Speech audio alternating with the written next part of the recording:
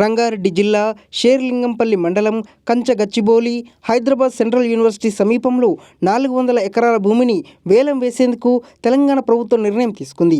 TGIIC Telangana రాష్ట్ర పారిశ్రామిక మౌలిక సదుపాయాల సంస్థ ద్వారా ప్రభుత్వం 400 ఎకరాల భూమిని వేలం వేయాలని తీసుకున్న నిర్ణయం తీవ్ర వివాదంగా మారింది. ప్రభుత్వ నిర్ణయాన్ని వెనక్కి తీసుకోవాలని యూనివర్సిటీ విద్యార్థులు గత కొన్ని రోజులుగా ఆందోళనలు చేస్తున్నారు. అలాగే బీఆర్ఎస్, బీజేపీ కూడా ప్రభుత్వ నిర్ణయాన్ని వ్యతిరేకిస్తున్నాయి. ప్రభుత్వం వేలం వేయాలనుకుంటున్న భూములను ఆనుకుని వివిధ రకాల వృక్షజాతులు, వలస పక్షులు, నెమళ్ళు, నక్షత్ర తాబేళ్లు, జింకలు, అడవి పందులు వంటి వైవిధ్యభరితమైన జీవజాతులు ఉన్నాయని, భూములు వేలం వేస్తే పర్యావరణానికి తీవ్ర నష్టం వాటిల్లుతుందని విద్యార్థులు ఆందోళన వ్యక్తం చేస్తున్నారు.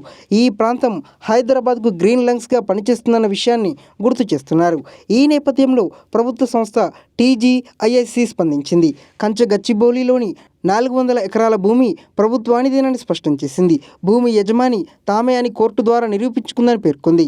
ఇందులో 1 ఇంచు కూడా యూనివర్సిటీ భూములు లేవని సంస్థ తెలిపింది. ఇది అటవీ భూమి అంటూ తప్పుడు ప్రచారం జరుగుతోందని, విద్యార్థులను కొన్ని రాజకీయ పార్టీలు తప్పుదోవ పట్టిస్తున్నాయంది. అలాగే ఇందులో బఫెలో లేక్, పికాక్ లేక్ లేవంది.